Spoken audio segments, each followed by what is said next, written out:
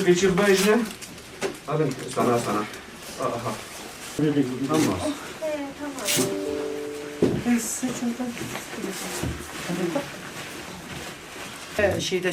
Düştü yatakta. Ben burada değildim ama mutfaktaydım. Çocuklar seslenince gittim, baktım yerdedir. Biz devletimize minnettarız. Allah razı olsun. Başımızda eksik etmesin Allah devletimizi. Eşim vefat etmiş 2,5 senedir. 4 çocuğumla yaşıyorum. Allah devletimizden razı olsun. Önce devlet, sonra sağlık ekiplerden. Bütün bize yardımcı olan insanlardan Allah razı olsun. Sonsuz minnettarız.